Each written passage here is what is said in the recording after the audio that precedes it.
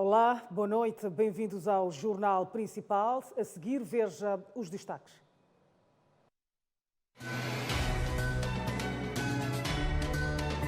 Joaquim Chissano reconhece que foi um erro deixar a Renamo com armas após a assinatura do Acordo Geral de Paz.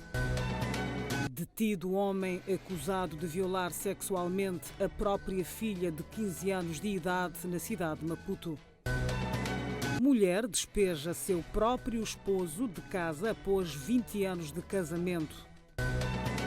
Vendedores informais do mercado Chipamanine desafiam autoridades municipais e voltam a invadir passeios.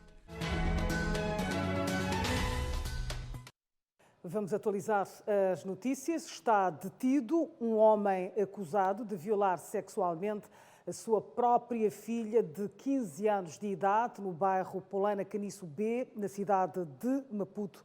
O indiciado é confesso e diz que a relação foi consensual.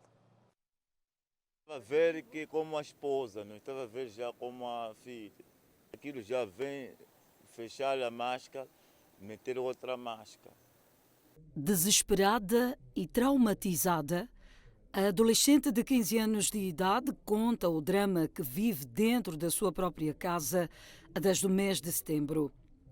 A vítima conta que o seu progenitor manteve com ela relações sexuais forçadas e sem proteção mais de 3 vezes.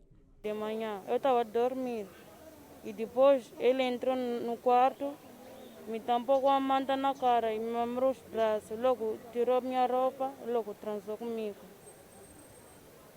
Ele diz que tinha conversado consigo antes para ver se aceitavas manter relações sexuais com ele ou não. É verdade isso ou não? Não é verdade. Foram 3 vezes. Nunca tentaste contar essa situação à tua mãe? Eu quero contar, a ter medo. Mas por que de medo? Tá, não me ameaçar. Ameaçar dizer que você falar para a mamãe, eu de matar você com minha mãe. Verdade é uma. Eu estava um pouco empregado, quando chego em casa, a própria mãe não está. Eu sentei e acordei, já quando vejo, não fiquei com aquela intenção de que esta aqui é a filha. Então eu lhe chamei, sentei com ela, conversamos. E ele disse, mamãe não está. Eu ali nem estou a perceber que sou eu ali. Porque... Surpreendentemente, o pai acusado de violar a própria filha confessa o crime de incesto e alega que o ato foi consensual. Eu confirmo, é uma vez, totalmente, só que 2 dias a mãe vinha aí me encontrar a conversar com a filha. Eu disse, como vocês conversam sempre assim? Eu disse, não, estamos a conversar porque a tua filha está a querer casar, não sei, está a querer o quê, eu não estou a me sentir bem aqui. Mas há indicações de que não foi a primeira vez que viola a sua filha? Eu confirmo que uma vez, isso já teve vontades delas, porque eu não insisti, não usei a força, nem o quê, só que as coisas só que... não se lutou-se. O indiciado acrescenta ainda que só teve coragem de violar a filha devido aos maus espíritos que atormentam sua família há anos. Não, é que ela é mais velha de casa, então de tudo o que está acontecendo, ela percebe melhor e ela também é uma coisa que não está bem nela, porque nesse caso ia dizer que papai, nada, eu gritava, sair, que não lhe forçava. Então quer presumir que a sua filha também tem maus espíritos? Tem, porque nós enviamos para na terra, não estava a ficar lá em casa, ou ela está no namorado, ou ela dormiu naquela, até aquela família não lhe enviou de novo para aqui. O violador encontra-se detido na 12ª Esquadra da Polícia da República de Moçambique, na cidade de Maputo. A mãe da menor violada pelo próprio pai diz que já desconfiava que algo não estava bem entre o marido e a filha, mas nunca imaginou que o pai abusaria sexualmente a sua própria filha. Desolada, a mãe da vítima diz que já suspeitava do marido, mas a filha nunca tinha dado sinais do que realmente estava a acontecer e só ficou a saber através de uma amiga vizinha.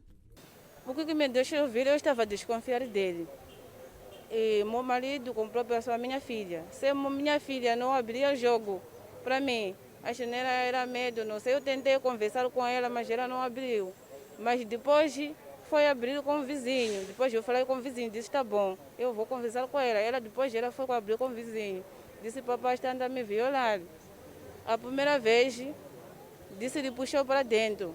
Ele amarrou o braço, amarrou a perna e tampou a boca, ele olhou com manta. Depois violou, disse, quando você falar para tua mãe, eu vou matar a tua mãe e vou matar a ti. Eu quero saber de uma coisa, ele fala de um espírito que está em vossa casa. Isto é uma realidade ou só em vida? Ele não tem nada de espírito. Quando ele tem espírito, por que não tirou roupa? Andar fora nua. Para dizer, mas essa pessoa, o que ele tem? Espírito dele só queria a mulher própria, a filha dela. Isso não é possível, ele não está doente. A mulher refere que há meses que o marido não trabalha e, devido a esse cenário, acabou entrando no mundo das drogas e transformou-se num homem agressivo. Entretanto, não deixa de exigir justiça. Eu desconfiava dele no primeiro dia, que eu vinha uns movimentos estranhos.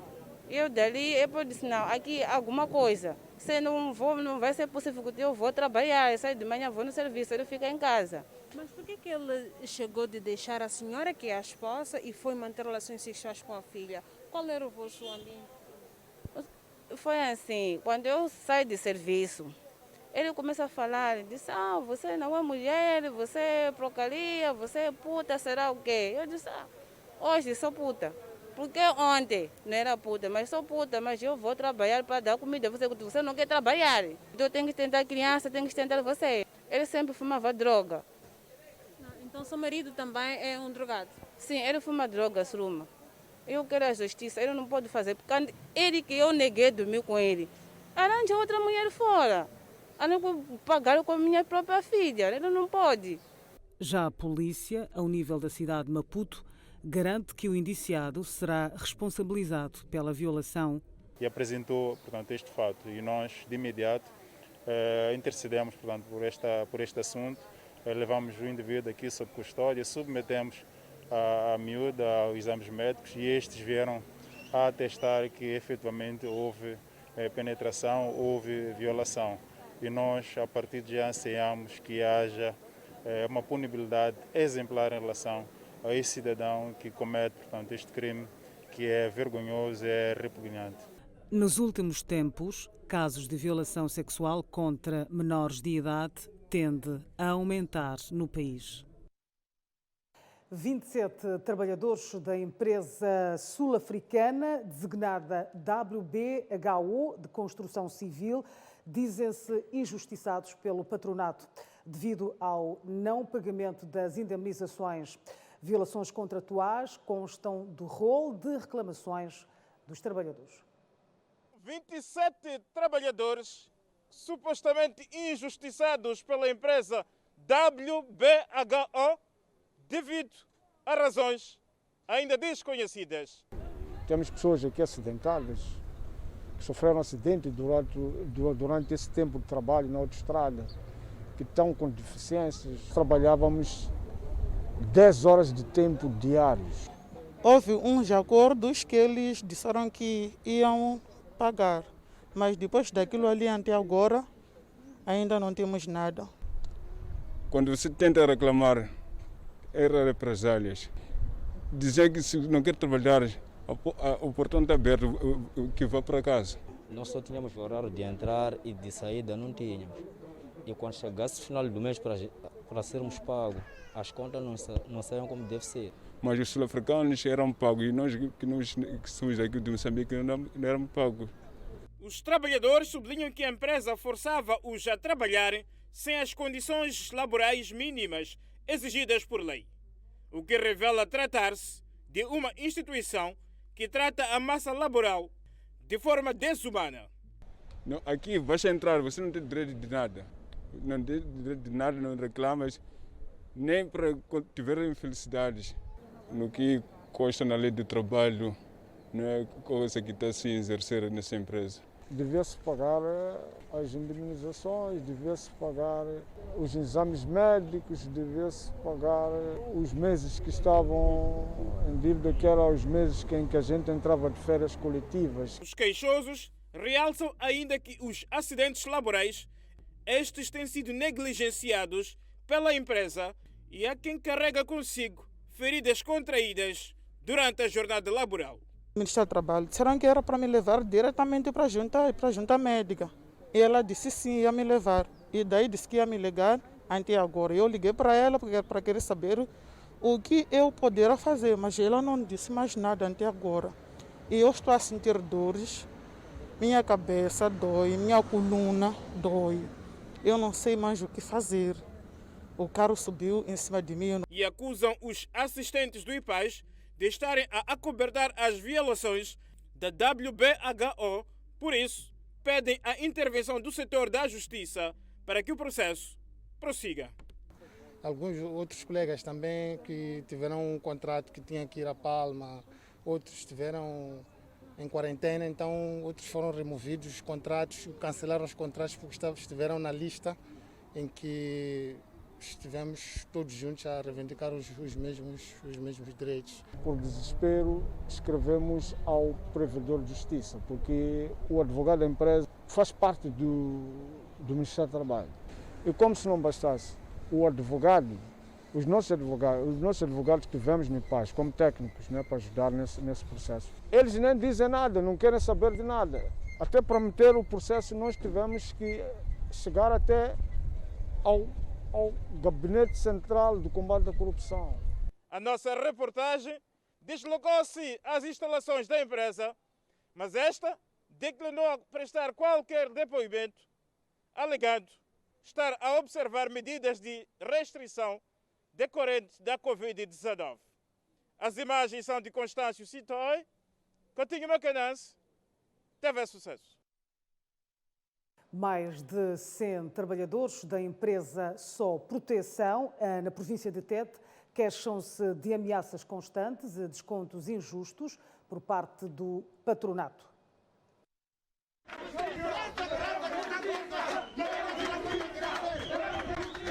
Trabalhadores da empresa de segurança Só Proteção em Tete queixam-se de descontos mensais dos seus ordenados sem justa causa e, por vezes, são ameaçados com recurso à arma de fogo pelos seus superiores. Os trabalhadores dizem que a situação é de longa data. Mesmo com o conhecimento do Sindicato dos Trabalhadores da empresa, nada se faz para mudar o cenário.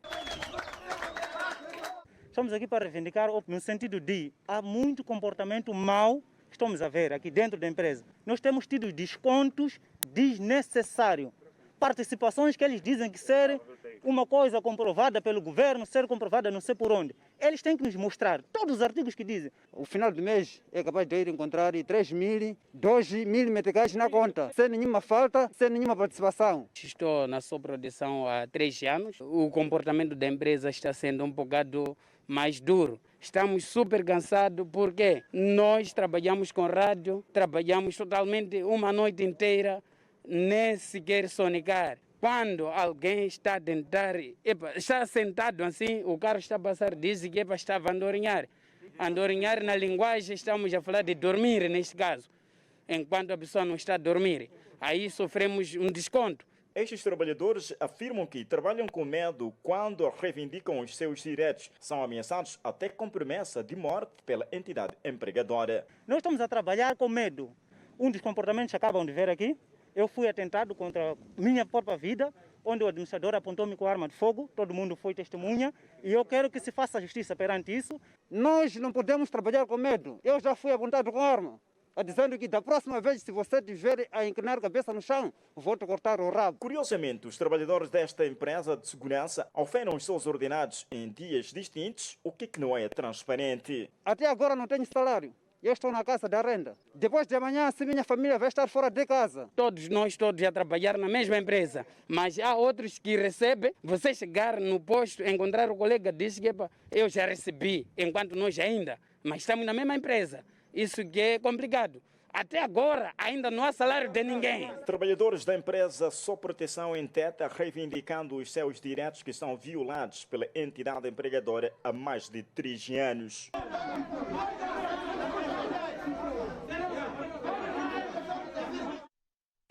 Um homem foi despejado pela sua própria esposa após 20 anos de casamento no bairro Jonasse, no distrito de Boane. A vítima suspeita que a mulher tenha um amante. Manuel Raúl vivia maritalmente com Berta Amaral durante 20 anos, numa relação harmoniosa. Mas em julho do mês em curso, a relação ruiu quando Berta Amaral decidiu escoraçar o marido que viria encontrar abrigo na rua. E este conta como tudo aconteceu. De repente eu saio, vou fazer os meus trabalhos. Quando volto aqui, ela sai de onde onde dormiu num domingo, no dia 4. No dia 4, sim. Ela carrega a minha roupa toda, vai pôr numa dependência de uma senhora vizinha, alegando que iria pagar as rendas. Só que mais tempo ela já não pagava. A senhora dona da dependência carregou a roupa toda para aqui dentro, hoje de manhã. E ela, quando sai, optou por mandar o empregado tirar a roupa para aqui onde se encontra a roupa na rua, que ela já tem outro marido. Manuel Raúl sublinha que somente não passa fome graças à boa vontade dos vizinhos que oferecem alimentos sempre que podem. Vivo na rua, essa população aqui é que me dá um pão, dá um prato de feijão, dá qualquer coisa para comer, dá chá. Ela não está por aí. Aqui dentro tenho hortaliça, como vê, pode ir ver até. Tem tudo, tem tomate, tem couve, mas nenhum tomate que mandou para eu comer. Há 2 meses. Há 2 meses que eu estou fora, que me arrastou para fora. E acrescenta que a ex-esposa recusa-se a partilhar os bens, pelo que pede a quem de direito para intervir em defesa de seus direitos. Há 20 anos, sim. Há 20 anos, essas árvores que estão a ver aqui, eu e ela é que plantamos. Porque eu disse, vamos esperar a decisão da justiça e eu posso ficar ali naquela casinha. Tu ficas aí, diz que não, senão você vai me matar, tem que sair. Os bens são esses que estão aí. Que ela diz que esses bens que são meus, o que ficou lá é dela. Então, estou a pedir à justiça que seja feita. Não conseguimos interagir com Berta Amaral porque as portas da sua residência estavam encerradas e a acusada encontrava-se indisponível para esclarecer o sucedido. E os vizinhos dizem estar revoltados com a atitude da mulher que despejou o seu próprio marido.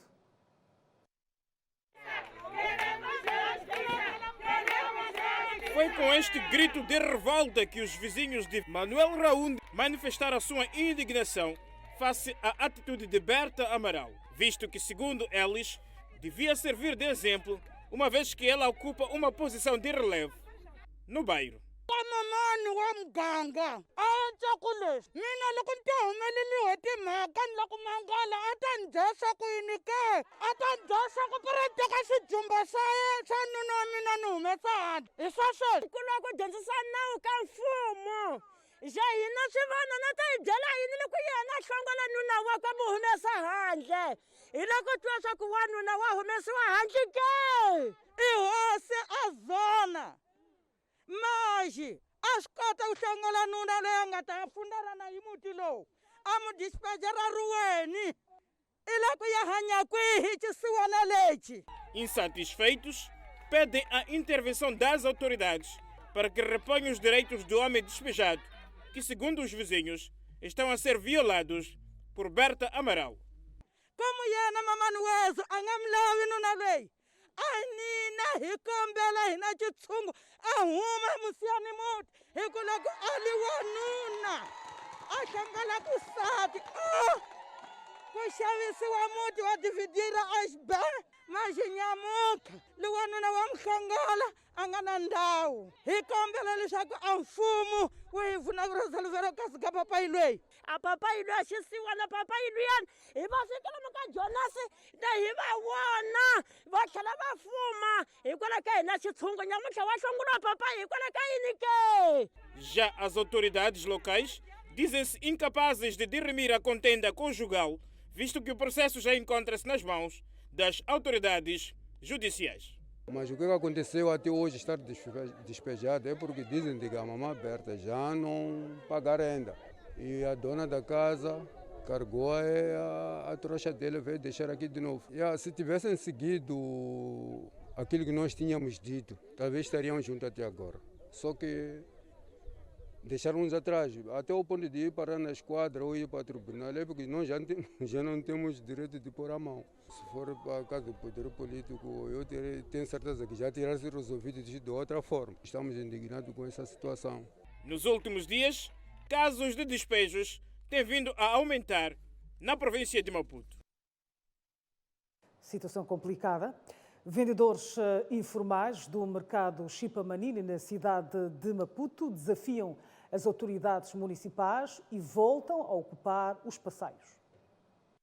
Hakuna mintirho ya ku heta tirha hi tifuna wusiwana a ri wa Araújo va falile porque hi ta famba ya kuma vavanuna na maji va falile a ta hi hanyisa ku yini hi hundla vanhu.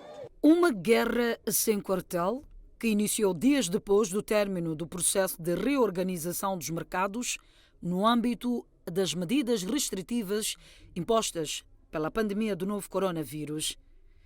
Os vendedores de Chipamanini dizem viver uma autêntica perseguição por parte da Polícia Municipal. Mana loko va vuya la ne a tlakuli nchumu vo teka va yada swi va pfuna no tlakula leswi swimenyani swi sala va teka. Não é fácil, aqui todos os dias é pangala-pangala, todas as pessoas estão a correr aqui de um lado para o outro. Esses policiais estão a andar a nos perseguir, ser batidos de qualquer maneira, estão a nos arrancar nossas coisas, até entram nas nossas residências, tiram coisas. Face à situação, os informais reprovam as medidas tomadas pelo município e alegam ter regressado aos passeios porque não têm outra fonte de subsistência senão a venda informal.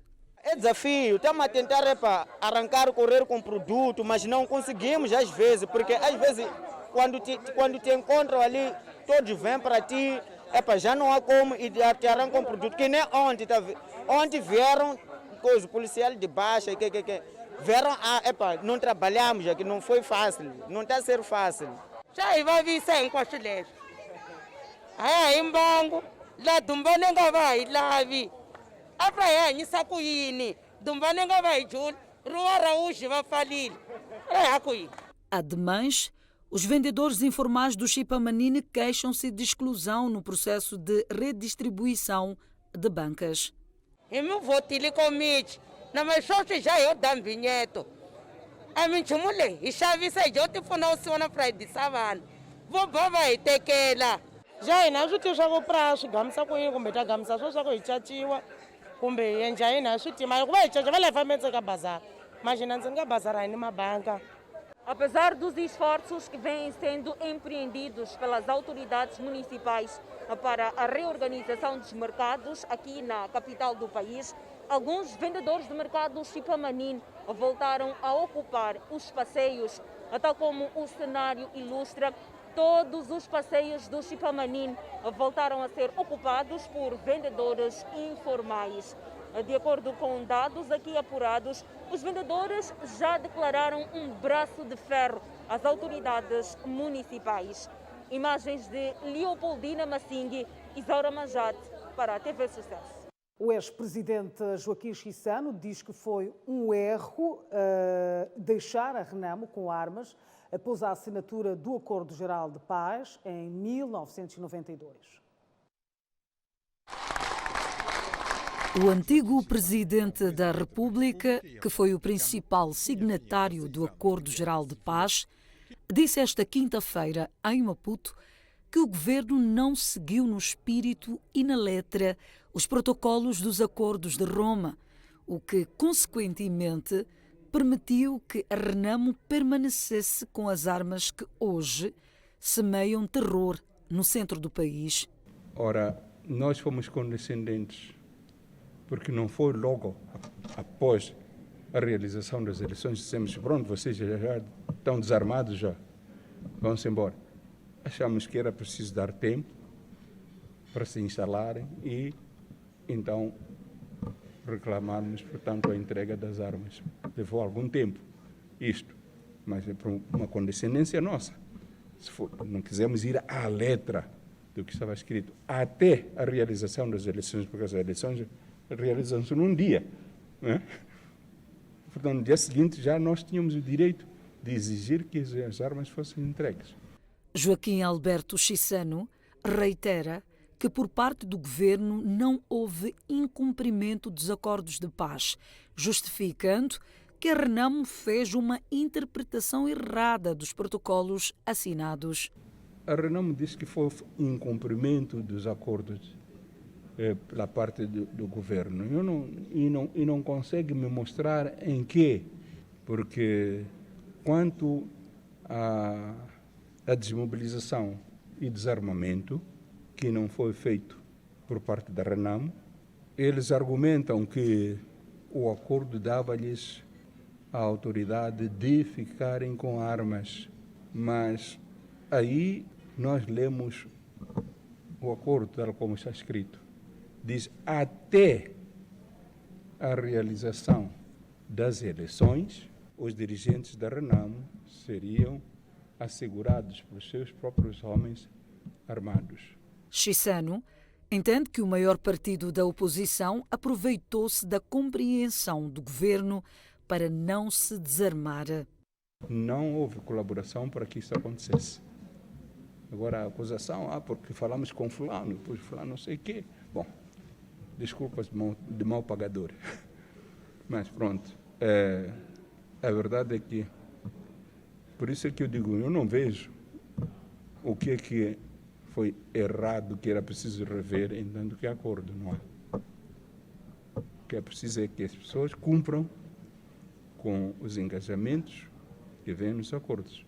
O país assinala no próximo domingo, 4 de outubro, 26 anos da assinatura do Acordo Geral de Paz em Roma, que pôs fim à Guerra Civil de 16 anos, movida pela Renamo contra o monopartidarismo.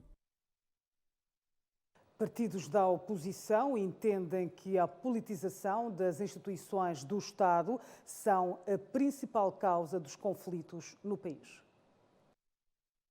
Os políticos Augusto Pelembe e António Muxanga, do Movimento Democrático de Moçambique e da Renamo, respectivamente, entendem que a despartidarização dos órgãos eleitorais é fundamental para a manutenção da paz no país. Porque até então o que paira na sociedade moçambicana é que, votando ou não votando, os mesmos vão dirigir o país. Isso traz uma insatisfação, uma tristeza. Se a manipulação na mesa falhar, a manipulação é feita nos órgãos de apoio à Comissão Nacional de Eleições, neste caso nos STAI distritais, STAI provincial e STAI nacional. Pelembe lembra que a falta de confiança nos órgãos eleitorais é a principal causa da instabilidade militar no centro do país. Por isso, devem ser alvo de reformas. Se for já ver hoje, temos os nhongos. O nhongo existe porque se hoje tu tens uma insatisfação, queres manifestar aqui na capital do país, há de aparecer a polícia para impedir de você manifestar. Mas a deputada da Frelimo, Ana Rita Citol, minimiza a situação ao afirmar que a desconfiança em relação aos órgãos eleitorais e o governo no geral faz parte do processo de consolidação da democracia. Uma questão de crescimento político. Também vimos que nós não podemos nos considerar uma democracia acabada. Nós estamos em processo dinâmico de crescimento. Temos muito que aprender. Já o antigo presidente Joaquim Chissano diz que a oposição deve confiar na democracia e apela aos partidos e à sociedade no geral a contribuírem para o desenvolvimento da mesma. E aqui a cidadania joga um papel de importância fundamental. Mais importante ainda será o empoderamento dos jovens de hoje, de modo que estes possam continuar o processo de construção e consolidação deste país, que é ainda muito jovem. Chissano salientou que a pobreza e a insegurança no centro e norte do país são um cavalo de batalha para o desenvolvimento da democracia e do país. A despeito dos desafios que se colocam entre os quais a pobreza que ainda prevalece no país, embora cada vez menos do que no passado. Os entrevistados falavam esta quinta-feira em Maputo, num encontro enquadrado na celebração dos 30 anos da democracia multipartidária no país.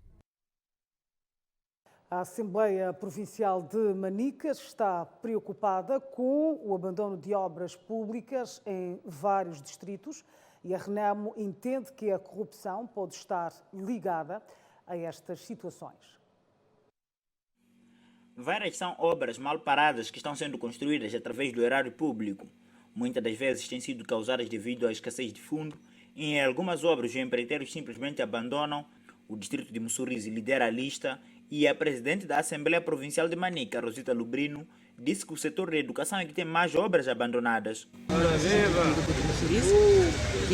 Mas também neste momento o Conselho Executivo já está a tomar tapete de forma que essas obras conheçam o seu término o mais rápido possível. O que teria acontecido exatamente para esta demora? Eu penso que foram vários fatores que concorreram para tratar. Insuficiência de fundos foi também um dos motivos e outros mesmo porque os empreiteiros abandonaram pura e simplesmente. O chefe da bancada da Renamo na Assembleia Provincial de Manica entende que esta situação pode estar ligada a atos de corrupção, por isso pede que o Poder Executivo seja mais interventivo para que não haja desperdício de recursos. Não avança, significa houve essa mão de corrupção. A corrupção, porque a regra, mesmo a Procuradoria exige esses trâmites. O empreiteiro não pode, numa obra do Estado, ele entrar sem garantias. Já a Frelimo, na Assembleia Provincial, entende que deve haver mais fiscalização e que se exija mais ações do Conselho Executivo Provincial. E nos apropriemos desses instrumentos para que tenhamos a legitimidade de poder fiscalizar e exigir seu cumprimento, sempre comprometidos com a nossa responsabilidade perante a população da província a quem aqui representamos. Estes pronunciamentos foram feitos a quando da abertura da segunda sessão ordinária da Assembleia Provincial, que terá como principal ponto de agenda a análise das atividades desenvolvidas pelo Conselho Executivo Provincial no primeiro semestre deste ano e que terá duração de 3 dias. O governo da província de Manica diz que o coronavírus dificultou a realização de certas atividades. Espera que o alívio das medidas restritivas sirva para desenvolver diversas atividades, com destaque para o setor agrário, pesqueiro e construção de infraestruturas socioeconómicas para a população. Continuidade com as ações que nos comprometemos a realizar neste período. É assim que, cumprido o período de tempo do primeiro semestre e conforme emanam as regras desta Casa, aqui estamos para prestar contas sobre as atividades contidas neste primeiro instrumento operacional do nosso programa de governação. A governante disse que com o alívio das medidas de restrições impostas devido ao coronavírus, a situação na província poderá mudar, onde avança que o setor agrário e pesqueiro poderá conhecer o incremento. Para, dentre vários resultados, prevenir a contaminação e propagação pela Covid-19, aumentar a produção agrícola em 3% e a captura do pescado em 10%. A construção de infraestruturas sociais e econômicas também será prioridade do Conselho Executivo Provincial de Manica nos próximos meses. Promover a construção de infraestruturas que incrementem a capacidade produtiva, sendo de destacar 309 hectares de regadio, 135 tanques piscícolas e 4 corredores convencionais para o tratamento do gado. Construir infraestruturas escolares e de saúde para a aproximação destes serviços às comunidades, onde se destaca o início da construção de 35 salas de aulas, 4 escolas secundárias e um centro de saúde em Acaduzulus, Guru. A governadora de Manica, Francisca Tomás, que falava na Assembleia Provincial, condenou os ataques protagonizados recentemente por um grupo de homens armados no posto administrativo de Dombe, no distrito de Sussundenga, onde 2 pessoas morreram e 4 ficaram feridas. 56 países, incluindo Portugal, não serão autorizados a entrar na África do Sul, disse o ministro do Interior sul-africano. Uma notícia para acompanhar daqui a pouco. 41 escolas, de um total de 56, retomaram as aulas presenciais na província de Sofala. A retoma das aulas foi marcada por um número reduzido de alunos em sala de aulas. As escolas na província de Sofala retomaram com receio as aulas presenciais 6 meses depois de serem interrompidas por causa da eclosão da pandemia da Covid-19. Na escola secundária de Matadouro, na cidade da Beira, por exemplo, eram aguardados no dia inaugural 778 alunos da 12ª classe, mas marcaram presença menos da metade, pois, por turma, estavam menos de 20 estudantes previstos. Tendo em conta que hoje é o primeiro dia das aulas, nós estamos em média daquilo que são 20, que em cada turma temos por aí 15 alunos. Acreditamos que com a informação, a divulgação da informação que nós estamos a ter e o envolvimento do Conselho da Escola, que mesmo estamos a interagir com eles, os nossos professores, a partir de amanhã, pensamos que os nossos alunos já estarão cá na escola. Para dar cobro à redistribuição das turmas estimadas em 38, com vista a evitar o confinamento, disponíveis estão 64 docentes para lecionarem até fevereiro de 2021 7 das 14 disciplinas que compõem a classe. Serão disciplinas com exame. Estamos a falar de português, inglês, história, biologia, geografia, física, química. Este período que lhes foi concedido permitirá que os alunos tenham conhecimento suficiente para enfrentar estes exames? Acredito que o tempo será suficiente. São os programas-chave que foram programados. Então, estamos de acordo com os programas, os conteúdos que irão sair no exame. O mesmo acontecerá com os alunos da 10ª classe, curso diurno, que voltarão a ter aulas presenciais a partir de 19 de outubro. Enquanto isso, os da 11ª classe, bem como os alunos que frequentavam o curso noturno, serão envolvidos no ensino à distância. As aulas do curso noturno vão ter lugar aos sábados. E o regime é de ensino à distância e temos já os módulos disponíveis. Já disponibilizamos o endereço eletrônico aos alunos. Isso significa que os professores terão um horário específico para permitir que cada professor de cada disciplina tenha uma turma com a qual vai interagir para poder esclarecer dúvidas e atribuir os trabalhos que os alunos vão continuamente realizar em casa. Daí que o contributo dos pais encarregados de educação ainda ser necessário no processo de formação dos seus educandos, até porque na província de Sofala, alunos de 15 escolas de um total de 56 existentes não terão aulas presenciais porque as instituições de ensino que frequentavam antes da pandemia não reúnem condições para a retoma das aulas presenciais. Está tudo dito. Obrigada pela audiência. Nós voltamos a ver amanhã, à mesma hora. Boa noite. Tenha uma noite agradável.